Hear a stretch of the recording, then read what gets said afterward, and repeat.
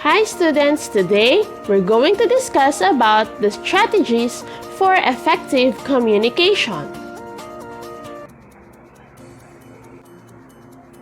In this time, where we refrain or lessen from going out in order not to catch or spread the COVID-19 virus, using online platforms as tools for communication is very helpful. It allows us to get in touch with our loved ones and friends. It connects us with our teachers and classmates. In using this, we should be guided with some strategies to have effective communication. As we know, communicating with friends effectively will build better relationships.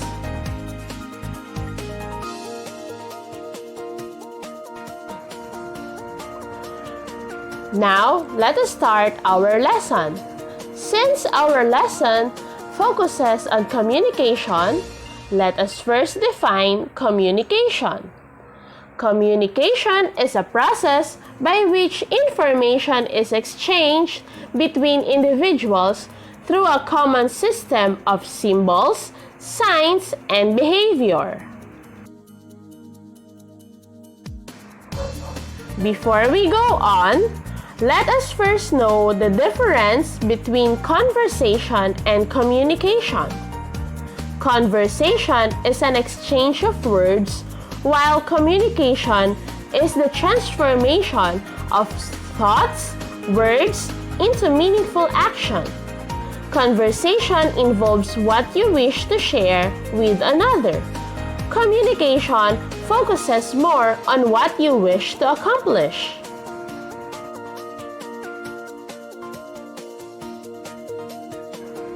Now that we know the difference between conversation and communication, let us now learn about the two kinds of communication, which are the verbal and non-verbal communication. You may think that communication is just all about spoken words. Remember that verbal communication is not only form of communication. Non-verbal communication is equally important as verbal communication. We can communicate our thoughts, ideas, and plans to other people through both verbal and non-verbal communication. Now, let us define verbal communication. Verbal communication is the act of communicating using sounds, words, and languages.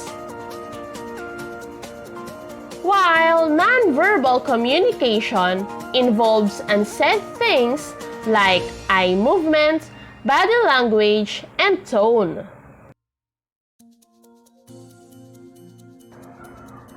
We are now going to dig in and analyze the differences between verbal and non-verbal communication in terms of medium, channels, examples, and decoding.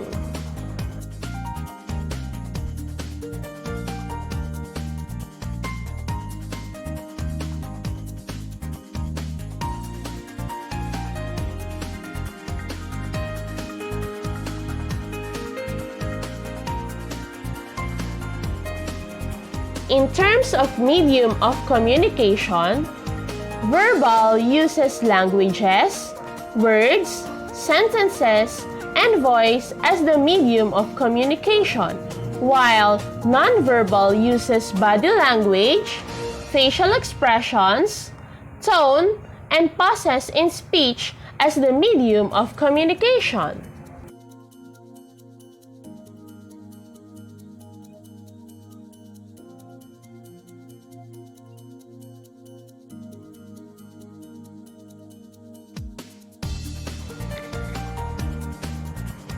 Next is in terms of channels of communication.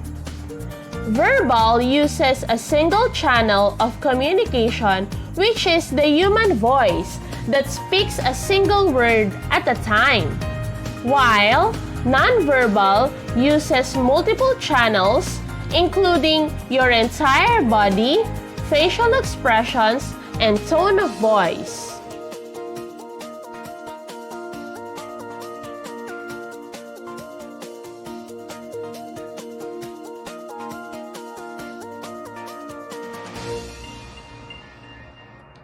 Now, in terms of examples of communication, verbal can take place over a phone call, in a face-to-face conversation, over loudspeakers, or through audio recordings, and so on. While non-verbal can only occur when those involved in the conversation can see each other. This helps them properly understand what they are communicating non-verbally.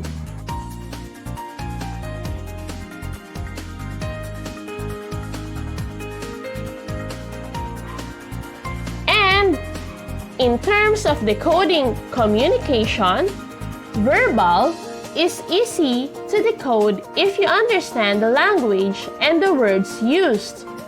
When you pay close attention to the person who is speaking, you will understand what they are saying. While in nonverbal, it is a little harder to decode.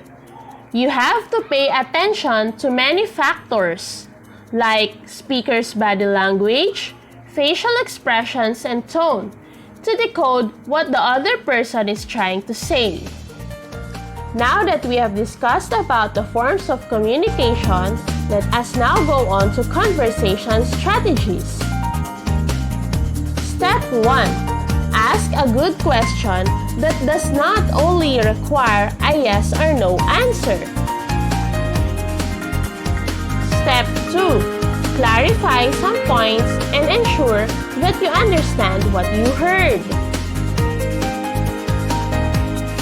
Step 3. Try conversation starters that will turn an ordinary conversation into something interesting. Step 4. Interrupt politely and make sure you will not sound rude. Step 5.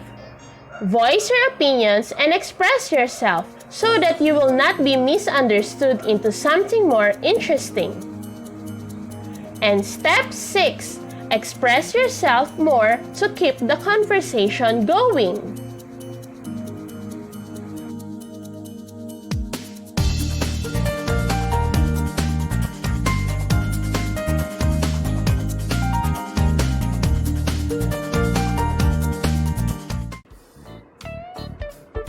Thank you for watching!